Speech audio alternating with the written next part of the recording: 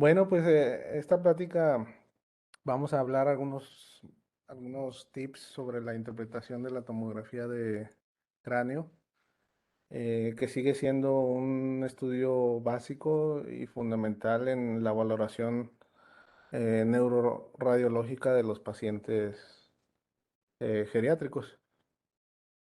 Vamos a empezar a hablar sobre algunas variantes anatómicas y artefactos que nos pueden generar falsos positivos, falsas patologías.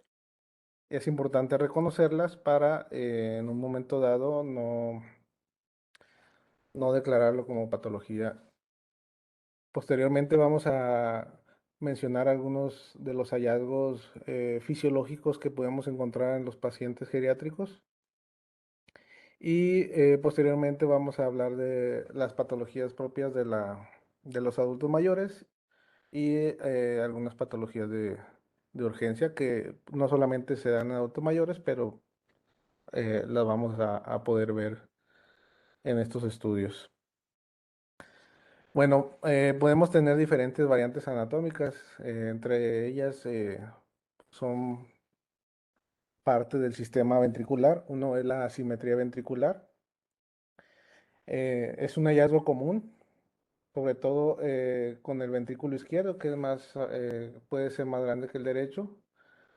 Y algo que nos puede ayudar a que es una variante y no una patología, va a ser los cuernos temporales donde vamos a verlos de iguales dimensiones, de igual tamaño. Podemos ver el ventrículo lateral, por ejemplo, en esta imagen, el izquierdo dilatado, y ya en cortes más inferiores vamos a ver que tienen un calibre similar o simétrico. Podemos tener persistencia de variantes en el sistema ventricular como lo es el cavum del septum pelúcido. Esta es una colección de líquido cefalorraquídeo entre las dos hojas del septum pelúcido, como podemos ver aquí, este triangulito. Lo vamos a encontrar desde los niños, pero hasta en un 2 a 3% de los adultos puede persistir esta variante y es algo normal. Se dice en algunas bibliografías que en adultos esta persistencia es frecuente en pacientes con patología psiquiátrica, pero se sigue considerando como una variante normal. Otra variante del sistema ventricular es la persistencia del cavum vergae. Esta es una porción del cavum que se extiende posteriormente hacia las columnas del fornix. Es como otro triangulito, otro ventrículo más posterior. Y el cavum del velo interpósito, un repliegue de la pía madre formando un espacio subaracnoideo entre el techo del tercer ventrículo y los fornices. Similar al cavum vergae, pero el cavum vergae generalmente se extiende, se asocia con el cavum del septum pellucidum hacia anteriormente. Otra variante es la presencia de una megacisterna magna en la fosa posterior entre los hemisferios cerebelosos. Es un espacio subaracnoideo entre eh, el bulbo inferior y anteriormente y con la superficie del cerebelo. Esta no produce un efecto de masa y podemos incluso en ocasiones ver tabiques, vasos sanguíneos o el tabique de la voz cerebelosa.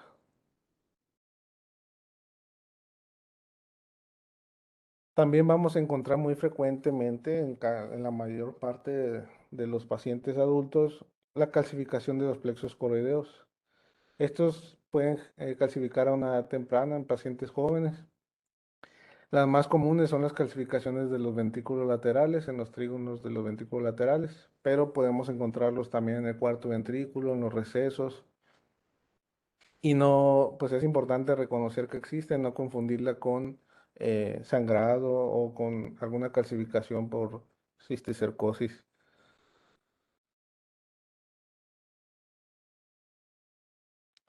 Otra variante anatómica normal, pues es el espacio subaracnoideo que vamos a tener en la convexidad del cráneo, entre la convexidad del cráneo y los lóbulos, eh, los hemisferios cerebrales, donde podemos tener este espacio prominente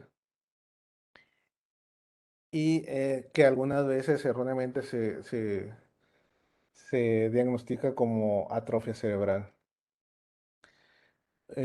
Aquí lo que vamos a ver son surcos corticales o surcos de la corteza del resto de los lóbulos de una profundidad normal, solamente el espacio prominente en la convexidad. Eh, es frecuente que se cometa este error, por ejemplo, algún paciente eh, que por alguna otra razón se hizo una tomografía, un paciente escritor, un paciente científico, sin déficit neurológico y tiene este hallazgo. Y es algo normal.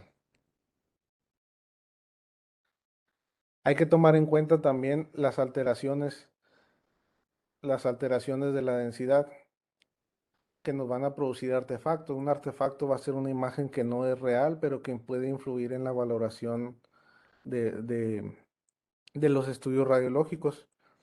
Por ejemplo, uno de los más comunes es el artefacto de volumen parcial. Aquí, para evitar que esto vaya, para definirlo y saber si es algo patológico o no la imagen que estamos viendo, aquí lo que es recomendable es analizar las imágenes de tomografía corte por corte. Si vemos, por ejemplo, en esta imagen, esta que señala la flecha, una zona hiperdensa, redondeada, con una densidad menor al hueso, pero que pudiéramos pensar que es un sangrado, si movemos la imagen del corte más hacia arriba y vemos que no está presente o vemos que en este caso se continúa con el hueso del techo de la órbita, pues es un artefacto. Si, en cambio, si vemos que se continúa esa imagen en, en otro corte o con otro hallazgo como edema, o bien si lo corroboramos en un corte coronal o en un corte sagital, pues ahí podemos diferenciar si persiste esa imagen, eh, pues que sí es algo patológico. Si se elimina esa imagen, pues ya podemos considerar que es un artefacto. Esto es muy frecuente, por ejemplo, aquí en el techo de la órbita, es como si fuera una sombra, por así decirlo, del hueso que se continúa en este corte de la imagen, donde se superponen dos imágenes. Y también es frecuente encontrarlo a nivel occipital.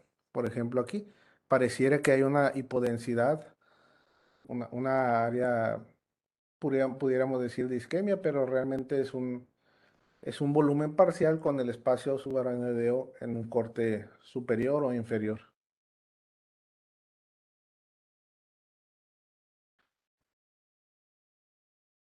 Otro artefacto muy frecuente son los artefactos protuberanciales o más comúnmente, al menos en el área de radiología, denominados artefactos de endurecimiento del rayo de la tomografía, del rayo X, donde frecuentemente se dan a nivel de la protuberancia estas imágenes lineales hipodensas de un aspecto transversal que no respetan los límites anatómicos y que son provocados por los peñascos de los temporales. Entonces nos da esta potencialidad que podemos llegar a confundir con una zona de isquemia, pero no, realmente es un artefacto donde se refleja el rayo X con, entre las dos porciones de hueso con el tejido blando. Es frecuente que también lo veamos en las regiones temporales.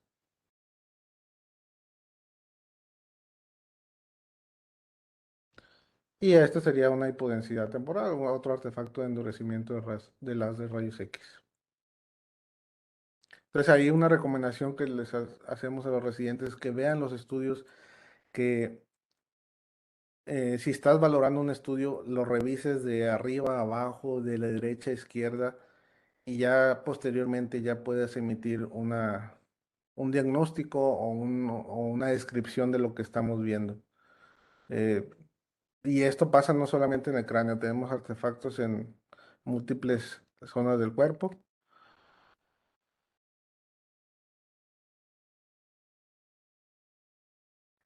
Otra de las alteraciones densitométricas pues es la calcificación de la glándula pineal, lo cual es un hallazgo fisiológico. Esta pues, la vamos a tener en 2/3 partes de la población.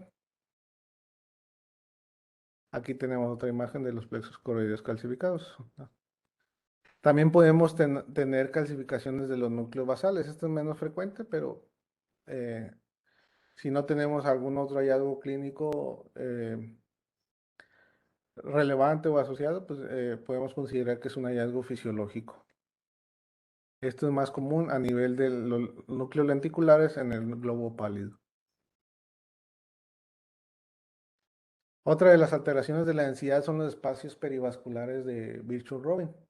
Estos espacios son extensiones perivasculares de la pía madre con líquido intersticial que van a acompañar a las arterias perforantes del cerebro. Su localización habitual, pues los podemos encontrar a nivel de las arterias lenticulostriadas de los ganglios basales, que son los espacios perivasculares de Virchow-Robin tipo 1, como este, que señala la flecha. Podemos encontrarlos en la sustancia blanca cerebral profunda a nivel de los centros semiovales, que son los tipo 2, y a nivel del tallo encefálico, que son los tipo 3, a nivel del mesencéfalo más frecuentemente. Por tomografía es difícil distinguirlos y cuando están dilatados estos espacios perivasculares, generalmente los vemos más en adulto mayor, más dilatados, pero podemos encontrarlo desde niños. eh, Pueden llegar a confundirse con un infarto lacunar. Es más sensible la visualización de estos espacios perivasculares a nivel de los estudios de resonancia como tenemos aquí esta imagen.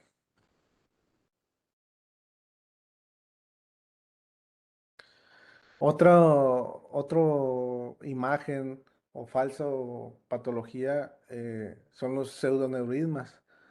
Se le dice así a la confusión de una imagen, de un hallazgo con un aneurisma y no es más que una imagen compuesta o superpuesta a nivel de la bifurcación carotidia por la dolicidad, el arqueamiento que hace eh, al dividirse.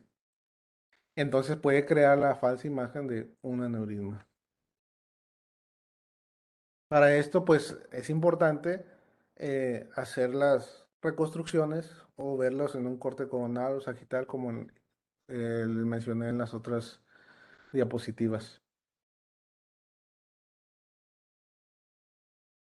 Otra variante anatómica que podemos encontrar son las anomalías venosas del desarrollo. Estas son unas eh, imagen de un vaso que está en el parénquima cerebral y que une el sistema venoso profundo con el superficial. Y la imagen característica es de una línea hiperdensa que cruza del sistema ventricular o del sistema venoso profundo al superficial, a la corteza. Otras variantes que podemos encontrar o como efecto también de volumen parcial son los vasos de la tienda del cerebelo, los vasos tentoriales, que también pueden confundirse con malformaciones.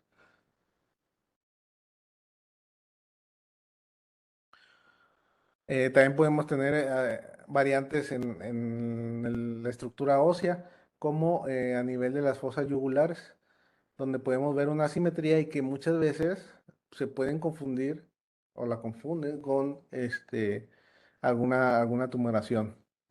Es normal que tengamos esa asimetría de estos forámenes, del foramen yugular, y muchas veces puede ser prominente y es algo normal. Pasamos ahora a los hallazgos fisiológicos. Eh, Uno de estos hallazgos fisiológicos podemos encontrar a nivel de las estructuras óseas, como son las granulaciones de Paccioni. Estas las podemos encontrar desde joven también, pero conforme va aumentando la edad se van haciendo más prominentes. Estas granulaciones de Paccioni, recordemos que son vellosidades aracnoideas donde se reabsorbe el líquido cefalorraquídeo y que son extensiones de los senos venosos. Estas es importante recordarlas ya que no debemos confundirlo con metástasis. Generalmente son indentaciones, se menciona, o áreas líticas del hueso en la tabla interna. Puede a veces abarcar hasta la tabla externa, como en este caso, pero lo más común es a la tabla interna nada más. Obviamente, pues la clínica antecedente nos va a dar más información y corroborar que no sea una metástasis. Otro hallazgo muy frecuente, sobre todo en las mujeres, es la hiperostosis de los huesos frontales. Este es un crecimiento excesivo, pero benigno de la tabla interna de los huesos frontales, que a veces también, o es frecuente de hecho, que se extienda hacia los huesos parietales. Generalmente es simétrico y generalmente es un hallazgo incidental. Son pacientes asintomáticos. No hay que confundirlo igual con alguna metástasis, con alguna enfermedad ósea de otro origen. En pocos pacientes puede generar síntomas como deterioro cognitivo por la compresión de los lóbulos frontales, algunos síntomas psiquiátricos, cefalea.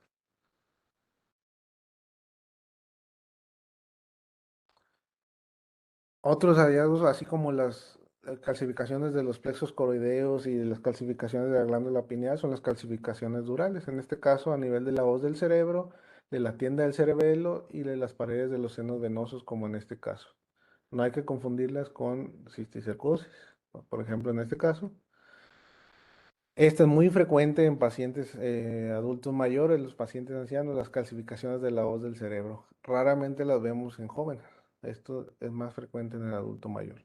No hay que confundirlo con alguna hemorragia. Muchas veces, para salir de duda, podemos ayudarnos de la medición de las unidades Hounsfield. Aquí nada más habría que recordar los valores de estas densidades. Por ejemplo, el hueso, para saber que es hueso, vamos a acercar, casi todas las aplicaciones o todos los estudios de tomografía traen esta función donde acercamos el mouse o damos algún clic derecho o presionamos un botón, acercamos el mouse a la estructura que queremos medir la densidad y ya podemos tener una idea si es hueso, si es sangre, si es tejido blando, si es líquido, si es grasa. Por ejemplo, aquí, pues, si acercamos en este caso, al hueso, pues nos va a dar una densidad mayor de 100. El caso del hueso va de 100 a 1000, según la dureza del hueso. Y en el caso de sangre, promedio de 40 a 50 o en algunos casos hasta 60 unidades Hounsfield. Bueno, estas son otras de las calcificaciones fisiológicas. En este caso son a nivel de la tienda del cerebelo. Y por último, no menos importante, pues un hallazgo fisiológico va a ser la atrofia cerebral. Va a ser una prominencia de los surcos, de las fisuras cerebrales, de las circunvoluciones, con obviamente disminución del volumen cerebral, pero sin ningún dato clínico eh, relevante. Es un paciente que no tiene eh, un déficit neurológico significativo, que casualmente le hacemos la tomografía por alguna otra razón, nos encontramos este hallazgo, paciente de 70 años, y pues es un hallazgo normal.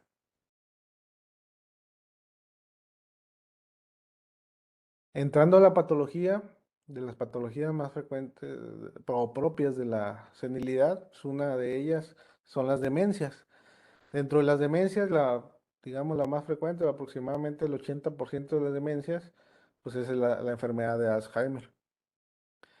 Aquí pues son pacientes ya eh, con, con, con un déficit neurológico, con alteraciones de la memoria,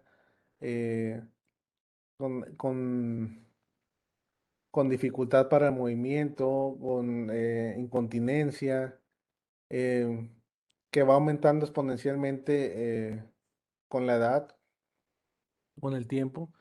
Y bueno, ustedes ya saben más ahí clínicamente cómo son estos pacientes, pero radiológicamente, pues la tomografía nos puede ayudar, una, pues para descartar que la causa del déficit neurológico o descartar otras causas del déficit neurológico, una tumoración, dependiendo de la evolución, una tumoración, un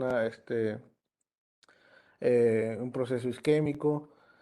eh, pero podemos tener algunos hallazgos que nos pueden ya orientar a una enfermedad de Alzheimer. Por ejemplo, va a ser la prominencia de las cisuras de Silvio, van a ser más amplios. Obviamente tenemos prominencia de los surcos, de las cisuras, pero en las cisuras de Silvio va a ser más prominentes. Y otra de los hallazgos muy característicos va a ser la disminución del volumen de los lóbulos temporales y sobre todo de la región hipocampal.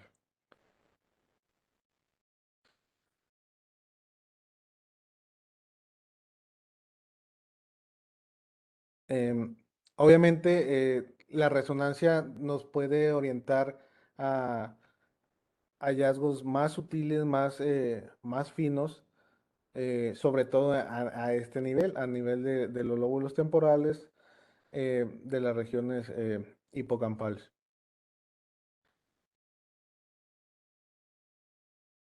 Otra de las demencias frecuentes, pues es la demencia de cuerpos de Lewy. Es la segunda causa neurodegenerativa después del Alzheimer.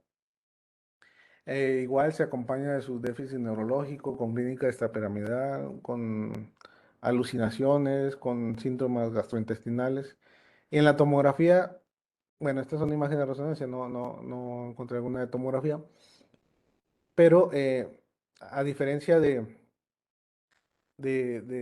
Alzheimer, aquí los lóbulos temporales y la región hipocampal van a mantener un tamaño normal. Vamos a tener una atrofia generalizada, igual que en Alzheimer. Em, Puede estar un poco más marcada a nivel del lóbulo frontal o parieto-temporal. Igual la dilatación de los ventrículos asociada a la atrofia. Podemos también tener atrofia del mesencéfalo. Pero, por ejemplo, en este paciente, en estas imágenes de resonancia, vemos esa diferencia a comparación de Alzheimer. Aquí se mantiene la región hipocampal conservada de los lóbulos temporales. Fíjense cómo aquí está el espacio ahí ya, está destruido.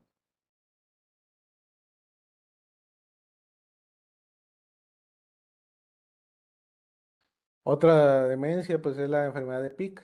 Esta es una característica, una afección característica a nivel de los lóbulos frontales y temporales, como podemos ver en estas imágenes de tomografía y de resonancia. Pues se va a caracterizar en pacientes con alteraciones de comportamiento, con afasia. Y estas, a diferencia de Alzheimer, pues, como ya sabrán, aparece a una edad más temprana que el Alzheimer. Entonces, lo característico es eso, la atrofia frontal y temporal. Generalmente es asimétrica en la mayor parte de los pacientes. Y aquí podemos encontrar los lóbulos parietales y occipitales respetados, o sea, sin una atrofia. También podemos encontrar una disminución del diámetro de la cabeza de los núcleos caudados. Por ejemplo, aquí tenemos estos cortes de axiales de tomografía en un paciente era de 81 años que tenía ya el diagnóstico de demencia de Pick. Y vemos cómo está esa disminución de los lóbulos frontales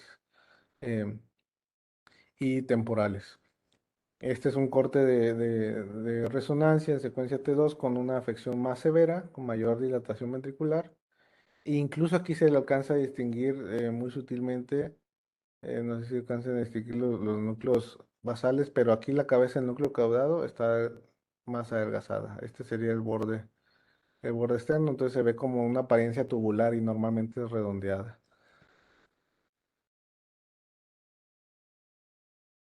Otras patologías propias de los adultos mayores son las patologías del sistema extrapiramidal. Una de ellas, pues, es la enfermedad de Parkinson.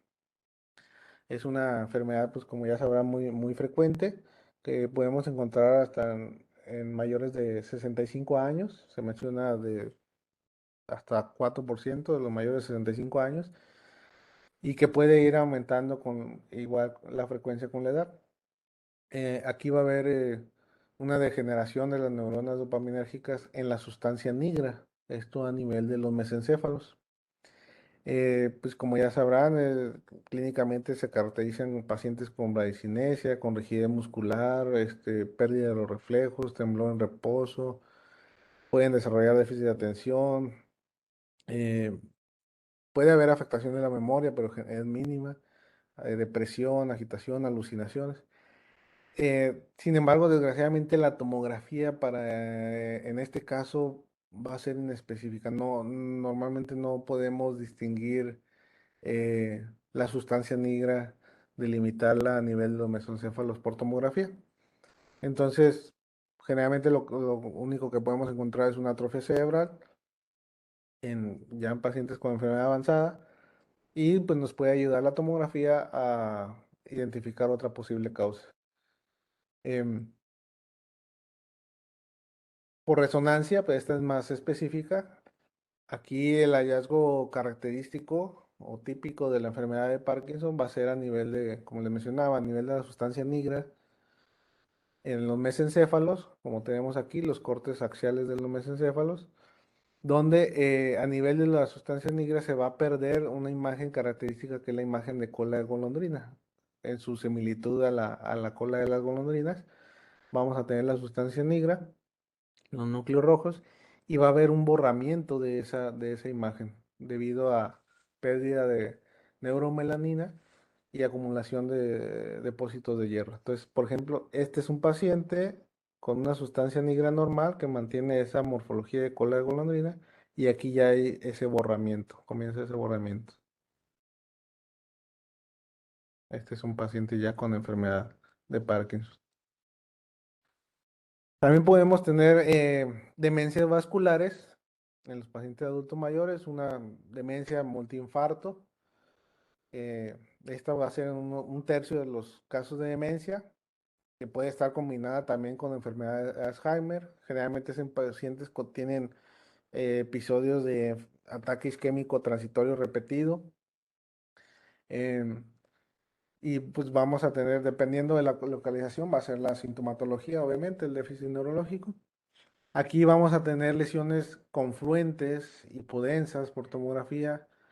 Em, por ejemplo, en este caso, a nivel de los ventrículos laterales de este paciente, pues vemos que tiene áreas de encefalomalacia, de destrucción ahí de tejido cerebral, áreas de porencefalia, donde ya prácticamente se comunica la corteza o el área craneal con el sistema ventricular por destrucción ahí de tejido cerebral,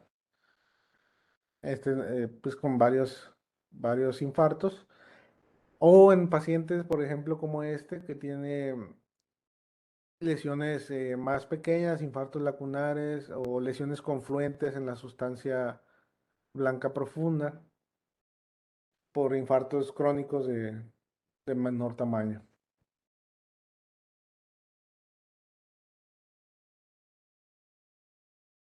Una de estas asociaciones o de otras enfermedades, pues es la microangiopatía isquémica o también denominada leucorrayosis o leucoencefalopatía isquémica de pequeño vaso.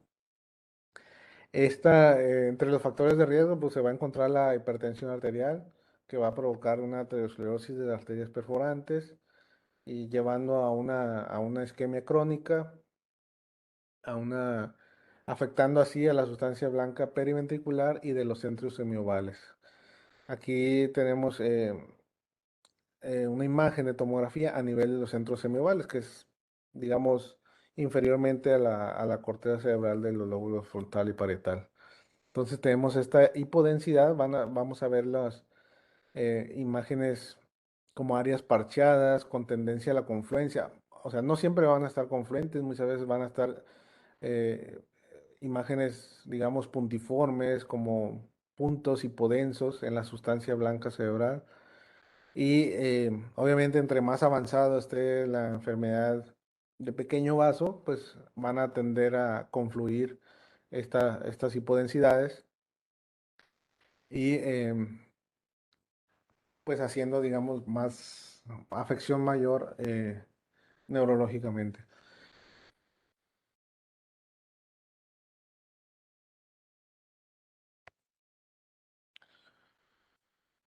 Otro de los hallazgos frecuentes en el adulto mayor es la hidrocefalia normotensa del adulto. Esto puede ser hasta en 1% de los mayores de 65 años y pues se va a caracterizar por una tríada de deterioro cognitivo, la incontinencia urinaria y alteraciones en la deambulación, ataxia, apraxia. Puede ser primaria o secundaria.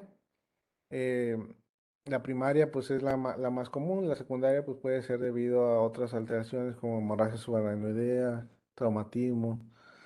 Em, Aquí lo que se va a caracterizar es por una discordancia en el tamaño de los ventrículos laterales con los surcos de la convexidad, es decir, eh, podemos tener una ventriculomegalia, unos ventrículos dilatados con un índice de Evans mayor a 0.3, incluso con arqueamiento del cuerpo calloso, si lo vemos en un corte sagital, pero los surcos y cisuras se mantienen conservados, ¿sí? Solamente la dilatación ventricular.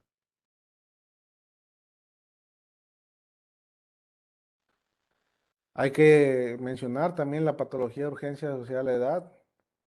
Uno de los más pues, importantes o más frecuentes que vamos a ver va a ser el EBC isquémico agudo, eh, que corresponde al 85% de los cuadros de EBC. Obviamente, en pacientes mayores de 85 años, conforme va avanzando la edad, es más frecuente que padecer un EBC isquémico. También es mayor en hombres que en mujeres, estadísticamente. Y pues los factores de riesgo va a ser una enfermedad por aterosclerosis, fibrilación auricular. Obviamente el pronóstico entre más mayor sea la edad va a ser peor. La TAC, podemos encontrar algunos hallazgos sutiles en las primeras 6 horas y en el caso de la tomografía simple. Y además, pues también nos ayuda a distinguir alguna otra posible causa del déficit neurológico.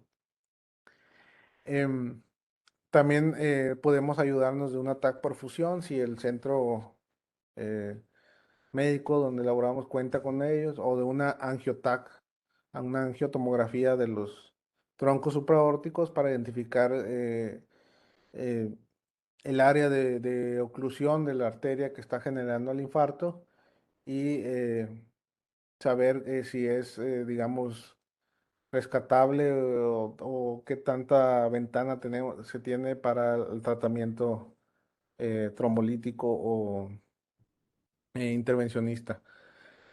Aquí puse dos imágenes de resonancia antes de pasar a los hallazgos de tomografía, nada más para recordar o para hacer mención que si en un mundo ideal, si tenemos una resonancia en nuestro centro, todavía la resonancia nos va a dar mayor información en cuanto a los infartos cerebrales que la tomografía, ya que la resonancia en una etapa hiperaguda podemos distinguir un infarto que en la tomografía muchas veces puede pasar desapercibido, puede no verse si es una etapa temprana. Y pues lo cual eh, pues nos va a ayudar a mejorar esa ventana terapéutica con el paciente. Y muchas veces no necesitamos un estudio complejo, necesitamos solamente estas dos secuencias que vienen, de hecho se hacen juntas, que es la secuencia de difusión y el mapa ADC, que te duran menos de 5 minutos. Realmente no necesitas todas las demás secuencias, el FLAIR, T1, T2, con una secuencia de difusión que se denomina secuencia de infarto. Ahí el área donde brilla, así de sencillo, el área donde brilla es donde hay una restricción a la difusión por un infarto, en el caso de la difusión. Y en el mapa ADC se va a ver hipointenso, corroborando esa restricción a la difusión. Dentro de los hallazgos ya por tomografía, pues podemos tener hallazgos sutiles. Ah, se los voy a leer y ahorita lo ponemos en ejemplo. Uno sería la pérdida de la diferenciación de la sustancia gris y blanca, una hipodensidad de los núcleos lenticulares, una hipodensidad de la corteza insular o la hiperdensidad de la arteria cerebral media como el signo de la cuerda. Aquí les pongo un ejemplo. Este es un paciente que acabamos de ver, el del 4 de octubre, aquí en el Hospital Sharp. Es un paciente que llegó con déficit neurológico agudo, bueno, hiperagudo. Se le hace la tomografía. em, Y de primera instancia, si uno ve rápido el estudio, puede decir está normal o con los cambios de la atrofia cerebral normal para la edad. Pero si lo vemos detenidamente, sí podemos encontrar ciertas diferencias. Bueno, la primera o más fácil, pues es la hiperdensidad de la arteria cerebral media derecha. Vemos aquí cómo se ve un poquito más densa comparada con la izquierda. Aquí va a la izquierda, acá va a la derecha. Bueno, no es un corte, digamos, simétrico, pero aquí, digamos, puse la imagen como referencia de esta hiperdensidad o signo de la cuerda de la arteria cerebral media derecha. Si nos vamos a un corte más arriba, a nivel de la corteza insular, que es otro de los hallazgos que mencionamos ahorita, la hipodensidad de la corteza insular es muy sutil. Aquí se ve más denso, más blanco, digamos, y aquí se ve más oscuro. Ahora, si movemos la ventana de densidad de de la imagen que estamos viendo de la densidad, por ejemplo, aquí al hacerla más blanca y más granulosa, se nota más esa diferencia. Aquí ya se ve, digamos, pues ya tenemos tiempo viendo estudios, pero aquí ya al mover la densidad, se ve más claramente esa diferencia. Aquí se ve normal como el resto de la corteza y aquí más hipodenso. Además, también a nivel de los núcleos, aquí está es igual, a nivel de la corteza insular, aquí se nota todavía más, en un corte más inferior. Y la hipodensidad del núcleo lenticular, que es uno de los hallazgos que le dije. La pérdida de la diferenciación de sustancia gris y blanca. No se distingue aquí la corteza, la sustancia gris de la corteza insular. Se ve la hipodensidad de la corteza insular, la hipodensidad del núcleo lenticular. Aquí también se logra ver un poquito la diferencia con el lado izquierdo. Estos hallazgos por tomografía generalmente lo vamos a encontrar en las primeras 6 horas. Aquí tenemos, este es del 9 de octubre, este me hablaban en la madrugada, a las 4:43, le hicimos la tomografía, este está más fácil. Aquí se veía más densa la arteria cerebral media. Fíjense cómo acá en cortes superiores del cerebro se ve pues, prácticamente normal para la edad. Este era un paciente de 80, no, 90 años, si mal no recuerdo, 90. Y pues solamente se ven los cambios de atrofia normal para la edad, pero se ve en la arteria cerebral media cómo está ese aumento de la densidad. Ahora, ojo, aquí hay que recordar que muchos pacientes van a tener aterosclerosis, entonces puede haber esa hiperdensidad en estas arterias, en las carótidas, en la cerebral media, en las vertebrales, pero son placas de ateroma calcificadas. Entonces, pues bueno, ahí volvemos otra vez. Si tenemos el cuadro clínico del paciente y se ve esa diferencia en la densidad, pues podemos empezar a sospechar de un infarto hiperagudo. Em, Posteriormente, unos minutos después, una media hora después, se le hizo una angiotac. Aquí la recomendación es que se haga desde los troncos supraórticos, es decir, desde las carótidas comunes para valorar las carótidas internas y obviamente el polígono de Willis, las arterias cerebrales. Entonces, pues se descubrió que este paciente eh, tenía un trombo desde una oclusión desde la arteria carótida interna a nivel de la porción del cervical y otro a nivel de la cerebral media. Se le hizo una tomografía de control el día 11 de octubre, pasó a terapia, se le hizo una tomografía de control el día 11 de octubre. eh, pues vemos ya esta hipodensidad como se extendió prácticamente a todo el territorio de la irrigación de la arteria cerebral media en el hemisferio izquierdo, cómo empieza de cierta manera a hacer un poco de efecto de masa, comprimiendo ya el ventrículo lateral, desviando un poquito la línea media, el septum pellucidum, desviándolo hacia la derecha. 2 días después de esto persiste, se incrementa más el edema, incluso ya aquí el paciente tenía una herniación subfalcina, en el corte coronal se veía la herniación subfalcina, completamente colapsado el ventrículo lateral, mayor la desviación de la línea media. Desconozco qué pasó con el paciente, fue el último estudio que se le hizo. Y a este paciente pues no se le hizo, a pesar de que estaba, digamos, a tiempo, no se le hizo eh, intervencionismo porque pues no se contaba con material bueno, fue lo que se mencionó, no se contaba con material ahí en el hospital y no se consiguió. Entonces, otro de, de las características de estos infartos cerebrales, pues bueno, va a variar dependiendo de la localización.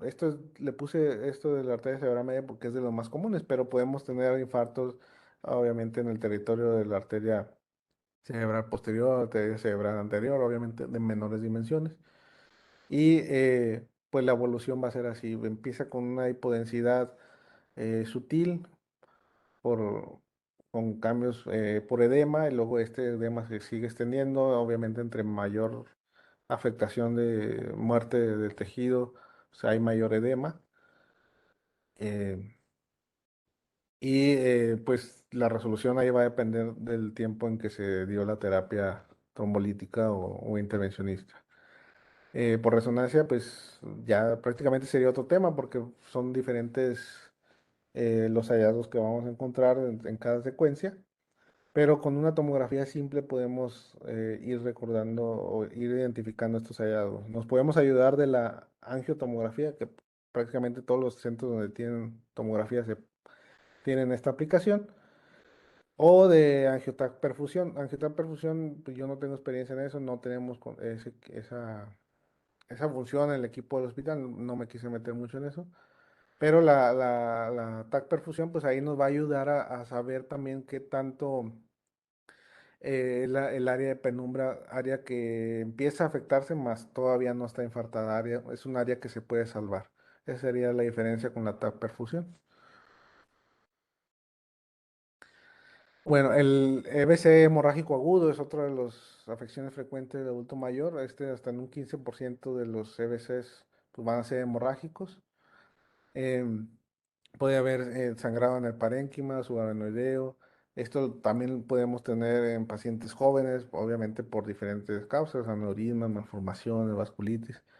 Y en el paciente mayor, pues las principales causas van a ser la hipertensión o la angiopatía amiloide. Por ejemplo, lo que es la hemorragia hipertensiva o el EBC hemorrágico por hipertensión, pues se asocia al tiempo de evolución a un paciente, al control de la presión arterial del paciente y generalmente o frecuentemente está asociado a una rotura de las arterias perforantes de lentículo estriadas. Eh, Esto debido a una proliferación de fibroblastos en la íntima de las arteriolas y que se va sustituyendo por colágeno. Estos cambios van a provocar que se vaya estrechando estas arteriolas, sean más frágiles y que puede llevar o bien a que se infarten, que se ocluyan y generar un infarto, o bien a que se rompan y generen un EBC hemorrágico.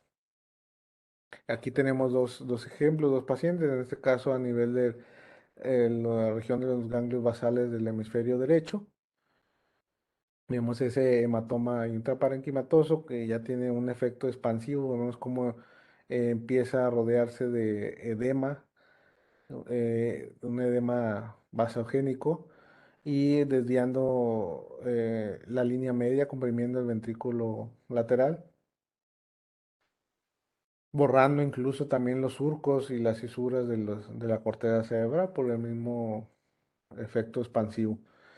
Y en la imagen de la derecha, otro hematoma, pero este del lado izquierdo, aquí desplazando el ventrículo, desplazando y comprimiendo el ventrículo lateral, desplazando un poco la línea media.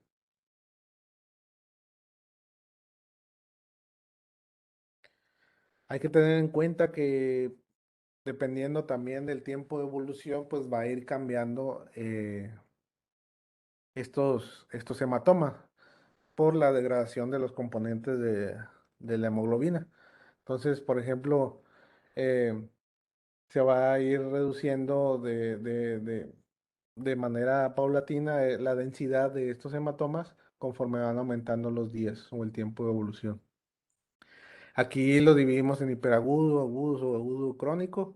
Hiperagudo va a ser el primer día. Tenemos aquí el hematoma, el sangrado, con cierto hipodensidad, cierto edema perilesional. Por ejemplo, en este caso en el día 1 y luego en este caso en la imagen era al día 7. Disminuye un poco esa cantidad del coágulo del hematoma, pero aumenta el edema perilesional, un edema vasogénico que es caracterizado em, por em, una morfología de dedos de guantes eh, en la sustancia blanca cerebral y eh, puede conservar la diferenciación de la sustancia gris y blanca de la corteza. Em, Aquí, conforme van avanzando más los días, disminuye más ese coágulo, ese hematoma, y se incrementa más el edema, aquí ya perdiendo también la diferenciación de la sustancia gris y blanca. Y posteriormente ya, en este caso, era a los 30 días del hematoma, del sangrado, pues ya no se ve hematoma, solamente persiste cierta, digamos, digamos, cicatrización, cierto edema, pero ya hay retracción del tejido cerebral, hay disminución de la desviación y una dilatación ahí de los ventrículos. Otra de las enfermedades frecuentes va a ser la angiopatía amiloide cerebral. Esta es la segunda causa de AVC hemorrágico en los adultos mayores de 60 años. Está asociada a la enfermedad de Alzheimer. Esto se caracteriza por un depósito de beta amiloide en la capa media, en la capa adventicia de las arterias intracraneales de la corteza cerebral, a nivel de la sustancia blanca subcortical y leptomeningeas. Esta alteración va a provocar a microneurismas y otras alteraciones de los paredes de los vasos que van a facilitar la fragilidad y que generen este sangrado. También pueden provocar, por la misma fragilidad de los vasos, oclusión y un infarto o un EVC isquémico. Y pues se va a caracterizar en la imagen por una hemorragia intraparenquimatosa que puede estar asociada a leucoariosis, enfermedad de pequeño vaso, a una hipodensidad de la sustancia blanca cerebral, a diferencia del EVC hemorrágico por hipertensión. Aquí los núcleos basales se van a encontrar respetados, también el tallo cerebral generalmente se encuentra respetado. Son pacientes normotensos eh, y con cuadros hemorrágicos previos.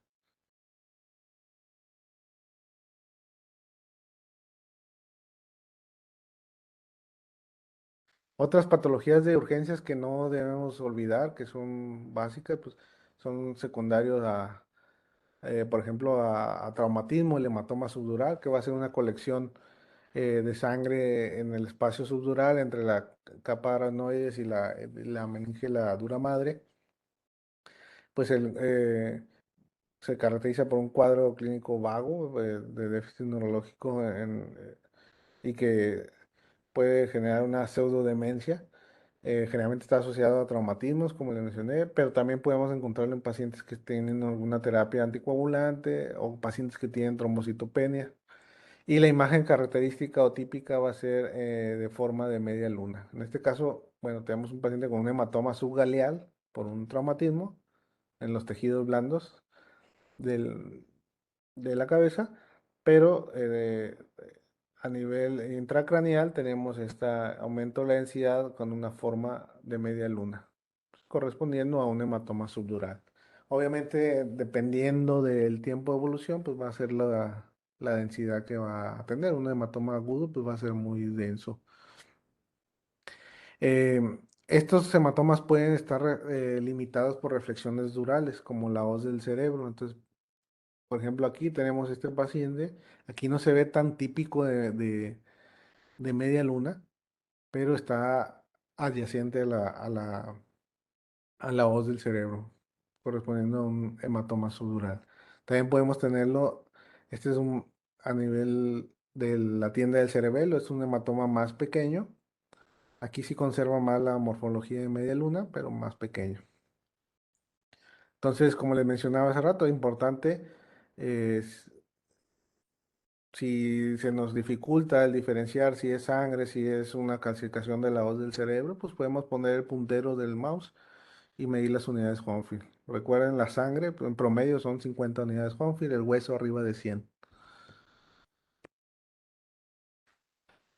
Otro hematoma, otro hallazgo de urgencia, pues sería un hematoma epidural. Aquí la morfología es diferente, es una morfología de lente biconvexa. Esto es un sangrado a nivel del espacio epidural entre lo que es la dura madre y la tabla interna, la superficie interna del cráneo. Este generalmente es más frecuente en pacientes jóvenes, pero hay otra característica es que pueden estar limitados por las suturas craneales.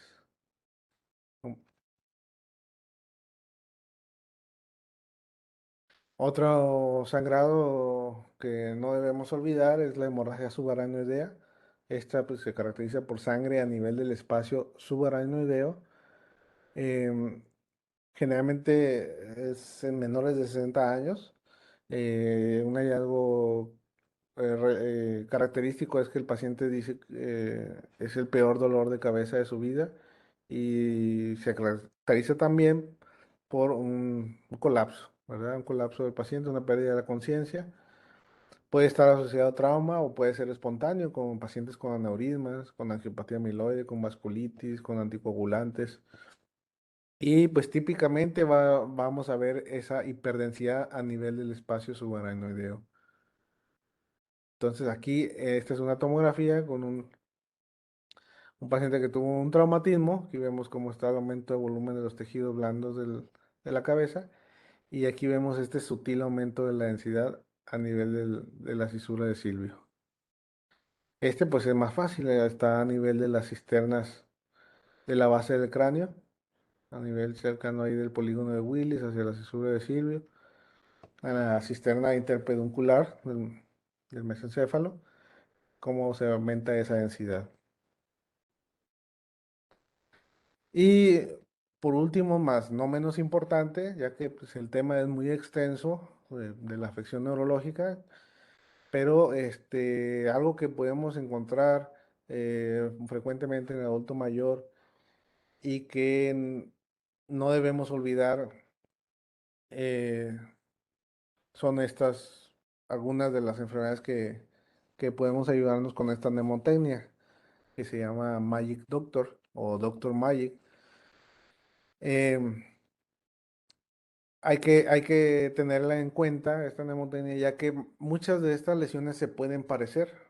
Obviamente la clínica va a influir, pero por tomografía, sobre todo, o por resonancia también, y sobre todo en estudios contrastados, muchas de estas lesiones van a ser similares. Como tenemos aquí, esta mnemotecnia se refiere más que nada a las lesiones que tienen un realce con forma de anillo. un realce anular. Entonces, pues tenemos las metástasis. Generalmente, pues las más frecuentes aquí a nivel de cerebro van a ser las metástasis de pulmón, de riñón, de mama, de melanoma. Aunque el melanoma es típico que tengan un sangrado. Metástasis de colon también. Eh, Otra de los diferenciales, pues va a ser un absceso. Generalmente, pues son abscesos por diseminación hematógena, por una infección pulmonar, por a nivel de los senos paranasales, o por una septicemia, por ya de alguna de otras infecciones más distantes. Eh, Obviamente, no olvidar los tumores, por ejemplo, en este caso un glioblastoma, eh, que es el tumor primario más común en los adultos después de los 40 años y que va aumentando también la incidencia hasta el 65 a los 70 años. Obviamente no, el recordar que el infarto cerebral también puede tener un realce, sí, pues, sí, un realce anular o en procesos inflamatorios como la neurocisticercosis o el tuberculoma. Aquí tenemos un cisticerco, aquí tenemos un tuberculoma que tiene un realce también similar. En contusiones, en sangrados, enfermedades desmielinizantes, en pacientes que tienen necrosis por radiación o en un hematoma que está resolviéndose, también van a tener un realce similar. Em, y generalmente vamos a encontrar que se pueden asociar con edema, edema que les mencioné, edema vasogénico. Este, como les mencioné, interrumpe la barrera, bueno, eso no se mencioné, se interrumpe la barrera hematocefálica, pero lo que mencioné es que se tiene una morfología de dedos de guante. Entonces es característico esto. em, y va borrando los surcos que puede, de los surcos cerebrales y puede desplazar o no la línea media. Bueno, ya concluyendo la plática, pues hay que recordar que la patología neurológica de los pacientes mayores es de las afecciones más frecuentes que nos vamos a encontrar en pacientes en urgencias y que nos podemos ayudar a valorarlos por un estudio de imagen como es la tomografía. Obviamente, si tenemos la resonancia, pues va a ser un plus, nos va a dar más información, pero para la urgencia, pues hay algo tan simple como una tomografía simple, sin contraste. Y en algunos casos, como mencionamos, nos podemos ayudar el contraste. Hay que recordar que muchos de estos hallazgos son inespecíficos, entonces eh, eh, va a variar mucho o nos va a ayudar más que nada mucho la clínica, la comunicación entre médico tratante y radiólogo para en el caso del informe radiológico, obviamente el tratamiento. Y recordar que hay que reconocer la anatomía normal, reconocer las variantes y los hallazgos fisiológicos que mencionamos.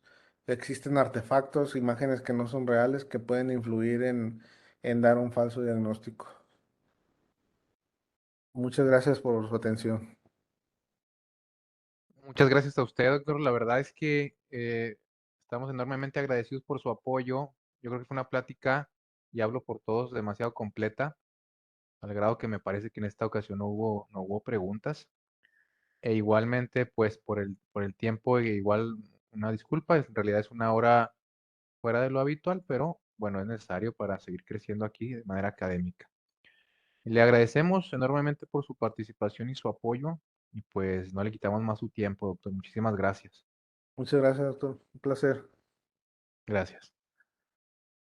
Bueno, ahora para igual continuar con la parte final, voy a pasar directamente al AG Slides.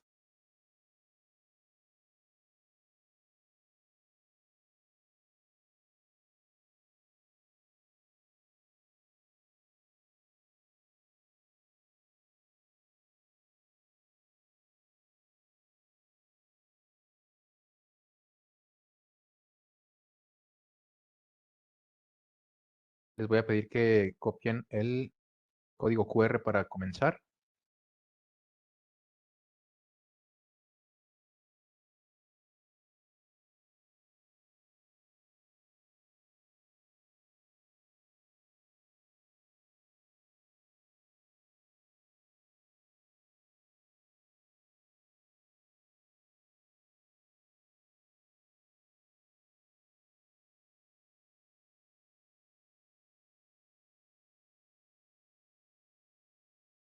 Ya les compartí la liga de la descarga de constancias en el chat y les vuelvo a recordar el Congreso de Geriatría a celebrarse aquí en la ciudad de Torreón 27, 28, 29 de octubre.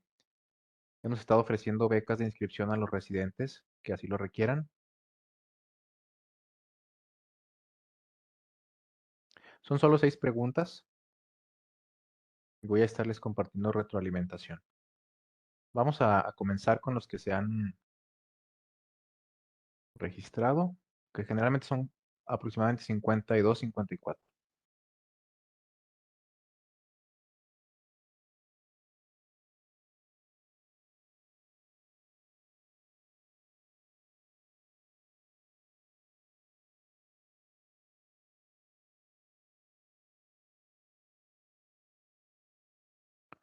Muy bien, vamos a comenzar.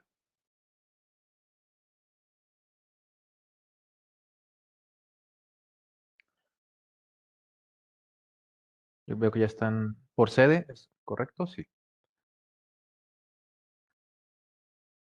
Bueno, a la pregunta 1 de 6.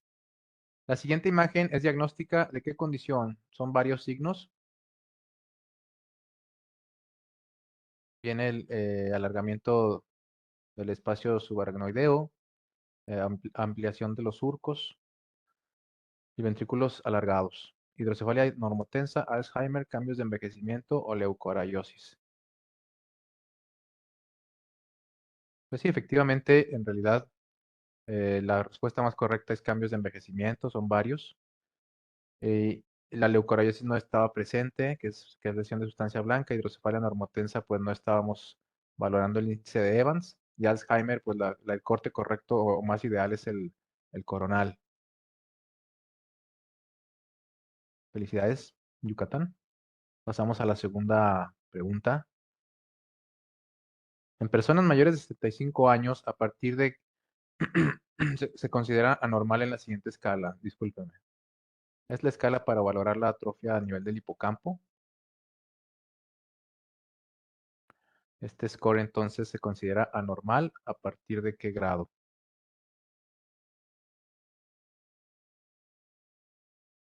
Exactamente, o sea, en la bibliografía mencionan que incluso en personas de 75, 80 años, todavía un grado 3 puede ser considerado normal.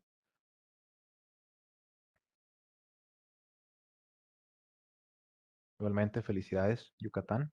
Pregunta número 3. Según la escala de Fasecas, ¿a qué grado de lesión corresponden las flechas en la imagen?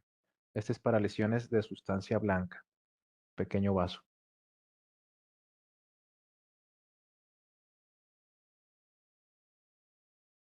Fase 0, 1, 2 o 3.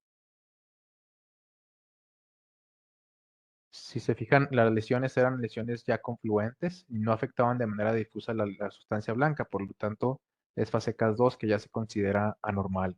Fasecas 1 todavía puede ser un cambio normal. Felicidades, Saltillo.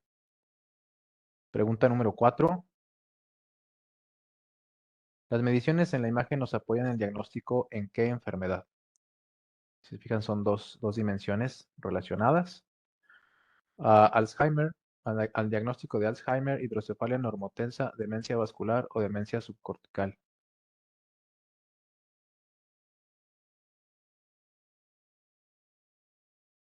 Sí, efectivamente, es el índice de Evans para apoyo diagnóstico de hidrocefalia normotensa. Y el índice era mayor de 0.3, así que ahí salía 0.34. Apoya el diagnóstico. Pregunta 5 de 6. La imagen es sugestiva de qué diagnóstico.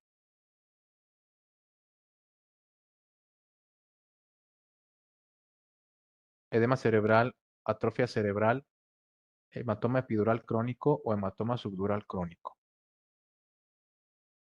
Es el hematoma subdural por la morfología en media luna y es crónico por la densidad que muestra la imagen. Felicidades, Saltillo y Torreón. Pregunta última, 6 de 6. ¿Qué mecanismo fisiopatológico sugiere el siguiente diagnóstico por imagen? Ruptura de arterias meningias, ruptura de venas puente, ruptura neurismática o hemorragia intraparenquimatosa.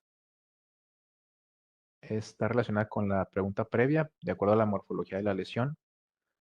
Como es un hematoma epidural por la biconvexidad, es la ruptura de arterias meningias, la fisiopatología mayormente relacionada. Felicidades, igualmente Saltillo.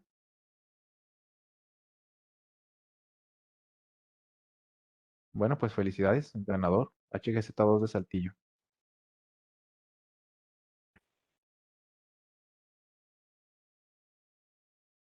Voy a detener ya entonces la transmisión. Les agradezco mucho su presencia y les sigo compartiendo la próxima sesión.